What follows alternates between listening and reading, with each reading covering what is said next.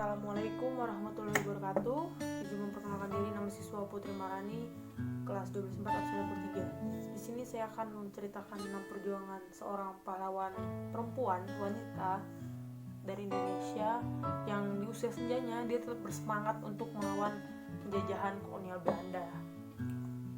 Dia bernama Opo Dayang Risaju, memiliki nama kecil Famaya, lahir di Palopo pada tahun 1880. Dia merupakan anak dari Muhammad Abdullah Tobarenseng dan Opo Dayang Mawelu. Famaya ini ketika dewasa dia menikah dengan Haji Muhammad Daud yang merupakan seorang ulama yang telah lama menetap di Mekah. Nah, setelah menikah ini baru Famaya ini mendapat gelar kebangsawanannya, yaitu Opo Dayang Risaju. Opo Dayang Risaju ini aktif berorganisasi di Partai Syarikat Islam Indonesia. Ketika itu dia bertemu dengan Muhammad Yahya yang merupakan seorang pedagang asal Sulawesi Selatan yang telah lama menetap di Pulau Jawa. Dan Muhammad Yahya sendiri ini adalah pendiri PSII cabang Parepare.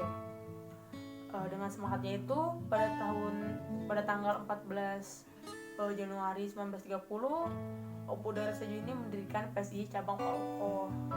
Hal ini membuat Belanda khawatir dan kemudian menangkap dia dengan tuduhan dia telah menebar kebencian di rakyat dan menghasut rakyat untuk membenci pemerintah. Dia itu dipenjara selama 13 bulan.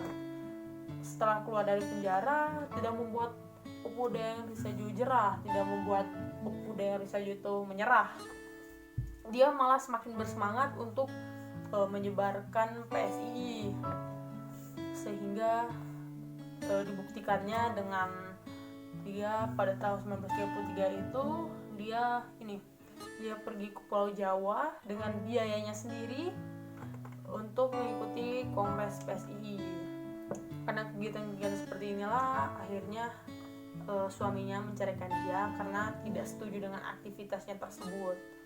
Opo Dayang Risaju ini ditentang oleh keluarga kerajaan yang pro pada Belanda, sehingga pada saat itu dia dipanggil oleh pihak kerajaan dan dia diadili di pengadilan adat karena telah dianggap melanggar hukum dengan ikut dalam politik.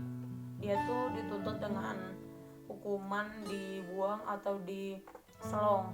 Tapi Opu Balirante yang pernah membela Opo Dayang Risaju ini tidak setuju dengan usul tersebut, sehingga Opo Dayang Risaju ini hanya dihukum 14 bulan penjara.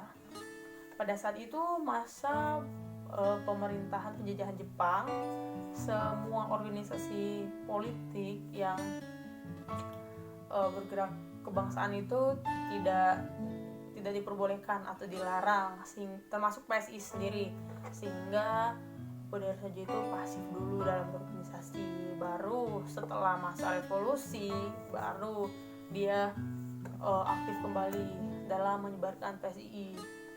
Kemudian Belanda datang dibonceng Nica datang ke Sulawesi Selatan.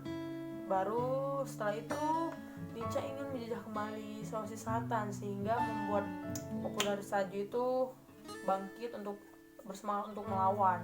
Tapi saat itu usianya sudah senja, dia sudah tua, jadi dia hanya bergerak sebagai pendoktrin para pemuda untuk bersemangat dalam melawan penjajah.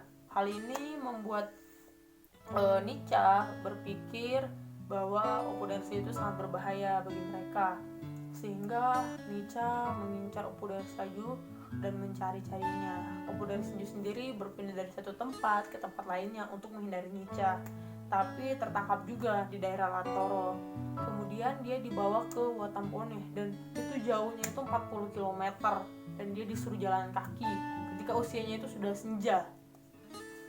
Kemudian dia dipenjara di Bone, kemudian dipindahkan ke Sengkang setelah sebulan, lalu dipindahkan ke Bajo.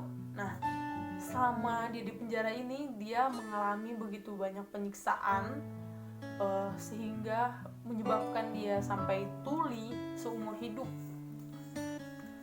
sangat tersiksa sekali ketika dia di penjara. Tapi setelah itu saat Indonesia diakui kedaulatannya pada 1949, Opu Dari Sajo itu ngikut anaknya pindah ke Parepare. Anaknya bernama Haji Abdul Qodir Daud.